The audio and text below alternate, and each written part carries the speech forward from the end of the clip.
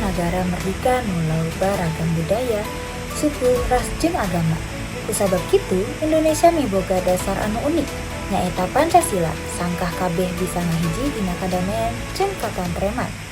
Tapi teu bisa dipungkiri, lamun emang masih loba konflik nu sok lumangsung antara kaenakaragaman ieu. Salah hiji anu lumangsung di daerah Setu, Tanggerang Selatan, di mana aya pembongkaran tempat ibadah pikeun mahasiswa umat Katolik ku warga setempat. Kejadian kontroversial ieu kajanten di daerah Setu dina dinten Minggu wingi tanggal 5 bulan 5 2024. Dipercaya yen pupuh RT lokalnya eta provokator anu mimpin ngabongkar ibadah rosario anu dilakukan ku sakelompok mahasiswa.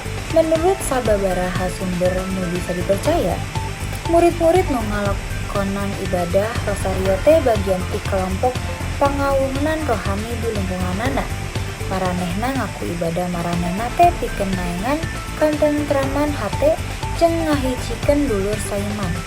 Nanging ketua RT lokal nganggap kegiatan eta ngalanggar aturan anu berlaku di daerah eta. Kalayang pangrojong ti sababaraha warga, ketua RT mimpin aksi ngabubarkeun ibadah rosario ku cara ngagorowok ku sora nu nyaring jeung nada umpatan sarta ngintimidasi para mahasiswa. Kegiatan ngabongkar ieu malah jadi aksi kekerasan anu ngabalukarkeun korban. Ketua RT anu inisial D jeung sababaraha babaturanana anu inisialna I, S, jeung A jadi tersangka utama. Tersangka I ngadorong korban anu nolak parentah pikeun indit 2 kali. Sedangkan tersangka S jeung A, duanana mawa senjata tajam jenis peso. Maranehnana mawa peso pikeun nyieun ancaman sangkan korban ngabubarkan diri. Kejadian ieu direkam ku salah saurang padumuk di kontrakan.